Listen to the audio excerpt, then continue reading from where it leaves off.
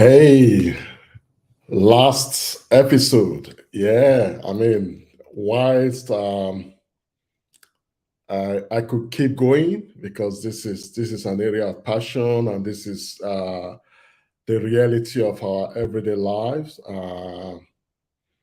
But sometimes you just want to go do other things as well. So thank you once again for everyone that stayed with me all through these seven episodes. And thank you for the feedback I've received. I think a lot of people have connected to this message. And like I said, I acknowledge the fact that other people are doing some other stuff in this space as well. Again, we don't get tired of this. We want to acknowledge country. We would like to begin and end this episode with acknowledging the traditional custodians of the land on which we gather today. We pay our respect to their elders, past and present. We also extend that respect to Aboriginal and Torres Strait Islander peoples. Yes, we do this from the heart. We don't take it lightly. Uh, this is Showing Up series.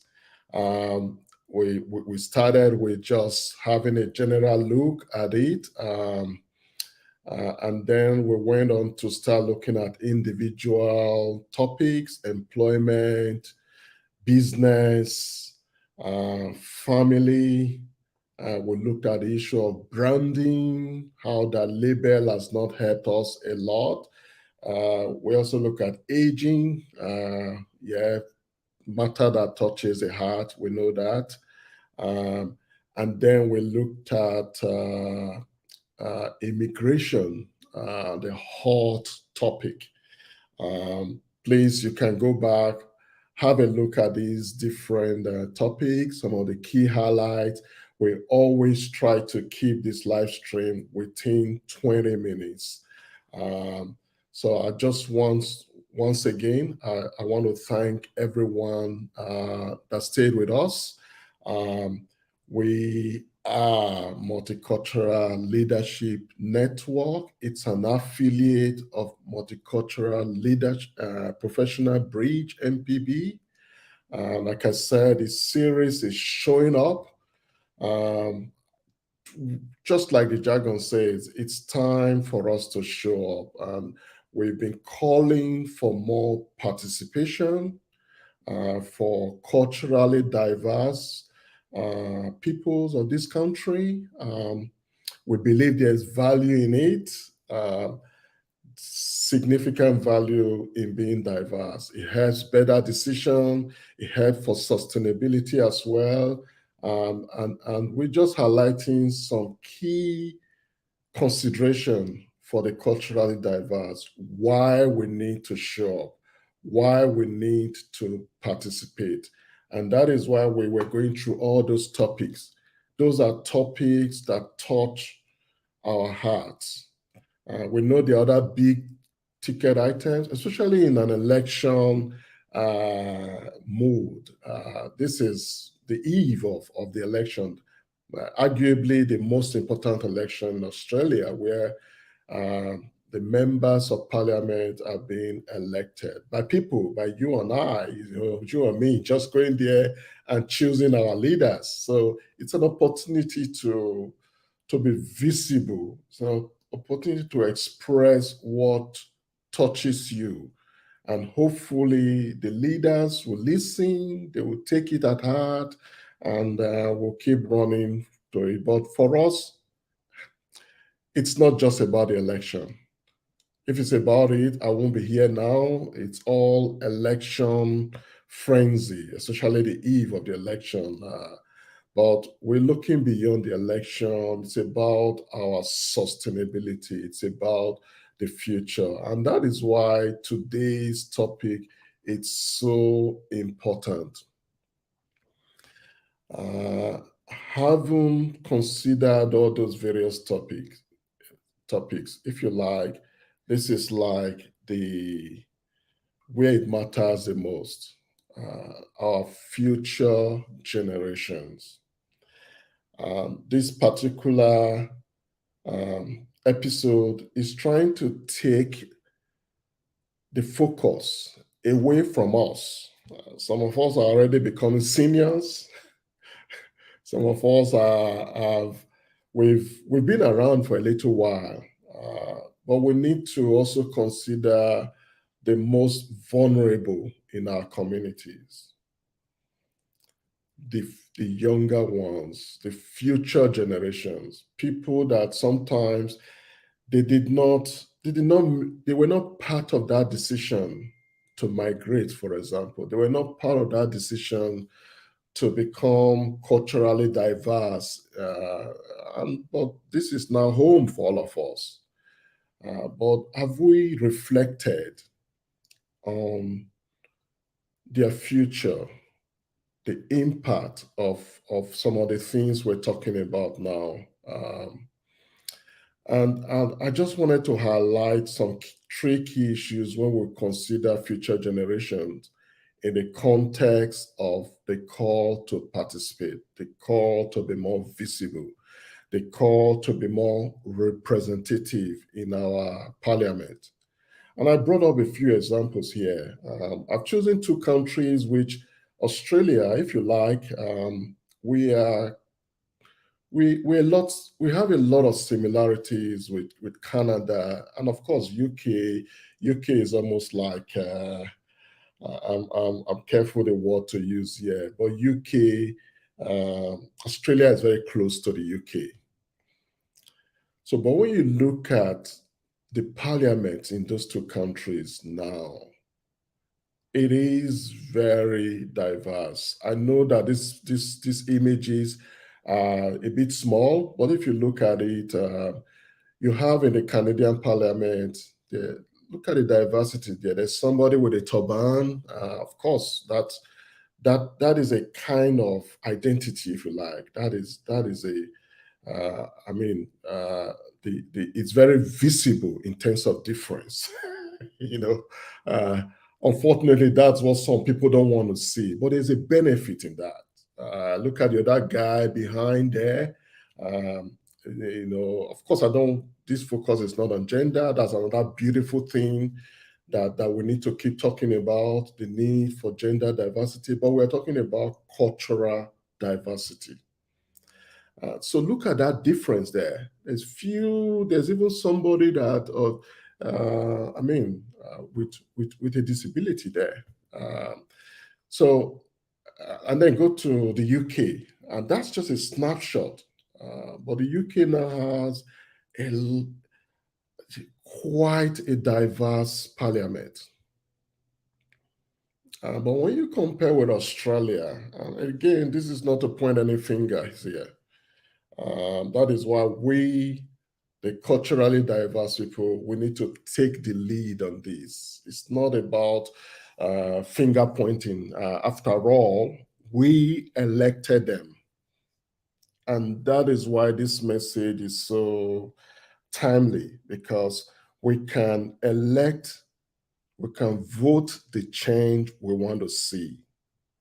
It may not be for tomorrow's election, because when you look at the profile of the candidates for tomorrow, which is part of the research I did with some of our posts, check out our social media, you see some of those posts. The profile is already showing that there's not going to be much difference. So we're trying to be strategic here. We're forward looking.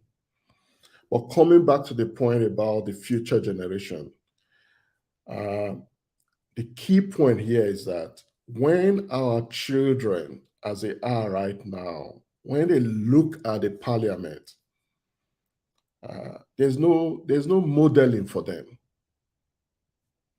It's almost it's natural. Sometimes you want to aspire when you see your likes. I know we are all human. Of course, everything comes down to humanity. We have to balance that. But there's something about when a black or brown man, depending on how you qualify that term, It's not about race, but there's something about seeing your type somewhere. There's something about seeing someone, even if not exactly your type, but that diversity. It gives you a model. It gives you hope. And that's why I put it there, hope and faith for their belonging, looking into the future. It gives them hope when they can see difference. Or you can imagine members, youngsters, teenagers, or even younger, seeing the current parliament in Australia. There could be that feeling. I'm not a psychologist, and I know this is not, it's not a causative relationship, but you can see some kind of correlation that young person will be more motivated, will see that yes, there is hope. It's just like all the sort of advocacy for gender diversity as well. The same thing. Uh, when you begin to see ladies somewhere, there is that motivation for other ladies to want to aspire. Maybe not all of them need that. Some people can do it on their own. But I know from lived experience that some core families are struggling because the younger ones sometimes are not seeing models. Uh, and I'm not saying that parents are not trying. We're doing our best considering the context, but we're looking beyond just the basic or the safety level. From one, you recall one of the episode, the pyramid of Maslow's pyramid theory of need. We're now looking at esteem, belonging, self-actualization. A child wanting to be the best form of themselves. So when imagine a child that would have loved to be a member of parliament and of a core background.